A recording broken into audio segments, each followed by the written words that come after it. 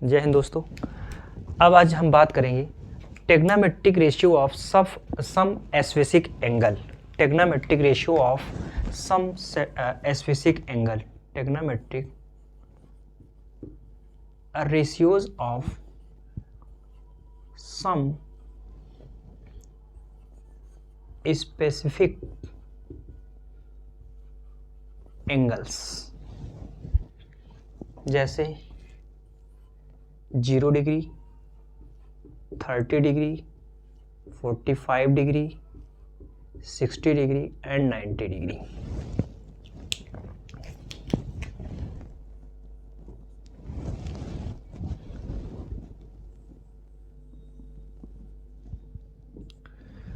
अब सबसे पहले हम बात करेंगे ट्रिग्नोमेट्रिक रेशियोज ऑफ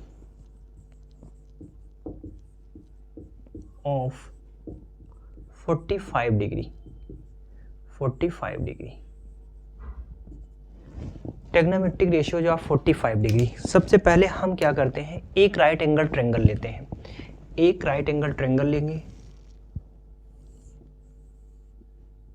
एक राइट एंगल ट्रायंगल है ABC। In right triangle ABC in which angle B is equal to 90 degree, और हमें 45 डिग्री के ट्रिग्नोमेट्रिक रेशियोज फाइंड करने हैं। तो एंगल A को हम लोगों ने 45 डिग्री ले लिया। Angle A is equal to हो गया आप लोगों का 45 डिग्री। अगर एंगल A 45 डिग्री है तो एंगल C आपका 45 डिग्री होगा, क्योंकि sum of two acute angle of a right angle triangle is a 90 degree. तो ये अगर 45 डिग्री है तो ये भी क्या होगा, आपका 45 डिग्री होगा। तो एंगल C भी आपका हो जाएगा 45 डिग्री। अब बताइए angle A is equal to angle C हो गया। अब बताइए angle A is equal to angle अगर C हो गया है तो इसकी जो अपोजिट साइड होगी AB जो होगा वो भी क्या होगा, BC के क्या हो जाएगा, इक्वल हो जाएगा। यानी कहने का मतलब opposite sides of equal angles. इन दोनों साइड को जो इक्वल साइड है इसको हम लोगों ने A लेट कर लिया, A कह दिया। तो ये साइड आपकी A हो जाएगी और ये भी साइड हम लोगों ने क्या कर लिया, A लेट कर लिया। अब हम लोग क्या करेंगे, अब AC फाइंड करेंगे पाइथागोरस थ्योरम से। तो हम लोग क्या करेंगे, बाय पाइथागोरस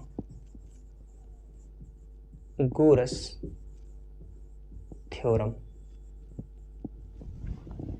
अब क्या होगा इसमें, हाइपोटेनियस का स्क्वायर, 90 की अपोजिट साइड हाइपोटेनियस कहलाएगी, और ये बेस होगा और ये परपेंडिकुलर। तो यहाँ पर हो जाएगा AC का square is equal to AB का स्क्वायर प्लस BC का स्क्वायर हो जाएगा। AC की साइड हमें फाइंड करना है, तो AC square is equal to हो जाएगा AB की लेंथ A का स्क्वायर हो जाएगा, BC की लेंथ A का स्क्वायर हो जाएगा। A स्क्वायर और A स्क्वायर आपका हो जाएगा 2A का स्क्वायर। तो यहाँ से हम AC की वैल्यू जब फाइंड करेंगे तो √2A स्क्वायर हो जाएगा। अब 2A स्क्वायर का स्क्वायर रूट, 2 का स्क्वायर रूट √2 ही होगा, A स्क्वायर का स्क्वायर रूट A हो जाएगा। तो यहाँ पर जो AC की वैल्यू आएगी वो आ जाएगी A√2। AC की लेंथ आ गई A√2। इसको हम लोग क्या करेंगे, यहाँ पे पुट कर देंगे, A√2 आ गया। अब हम लोगों को 45 डिग्री के आर ट्रिग्नोमेट्रिक रेशियो क्या करने हैं, फाइंड करने हैं। अब जैसे हम बात करेंगे साइन 45 डिग्री के बारे में। साइन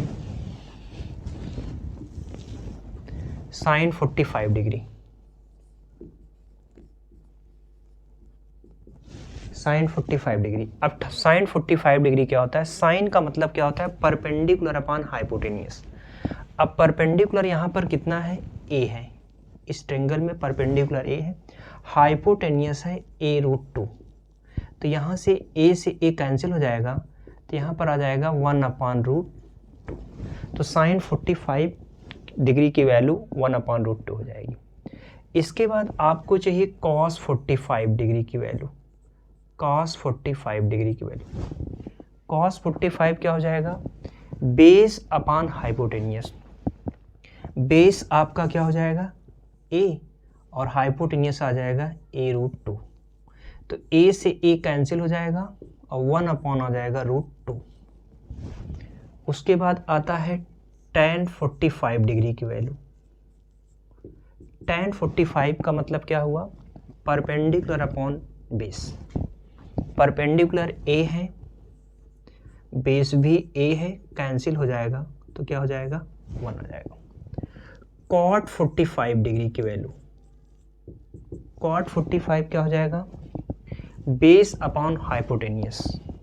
बेस आपका a है, हाइपोटेनियस भी a है, कैंसिल आउट होगा तो आ जाएगा 1। उसके बाद आता है आपका sec 45 डिग्री की वैल्यू। अब sec 45 की वैल्यू क्या हो जाएगी, हाइपोटेनियस अपॉन क्या हो जाएगा, बेस। तो हाइपोटेनियस a√2 है, बेस a है, तो a से a कैंसिल हो जाएगा तो आ जाएगा √2।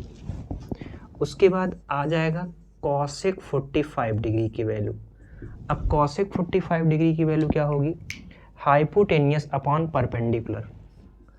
हाइपोटेनियस अपॉन क्या हो जाएगा, परपेंडिकुलर। हाइपोटेनियस आपका हो जाएगा a√2, परपेंडिकुलर हो जाएगा a से a कैंसिल हो जाएगा तो आ जाएगा √2।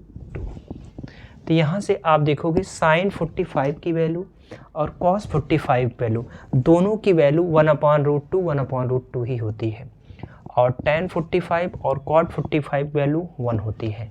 तो यहाँ पर हम लोग देखेंगे साइन 45 और cos 45 जो वैल्यू होती है वो दोनों सेम होती है, सेम एज आपका क्या होता है tan 45 और cot 45 की वैल्यू भी क्या होती है, सेम होती है। और sec 45 और cosec 45 की वैल्यू जो होती है क्या होती है, √2 होती है। तो sec 45 cosec 45 √2 होता है, tan 45 cot 45 1 होता है, और sin 45 वैल्यू 1/√2 1/cos 45 वैल्यू 1/√2।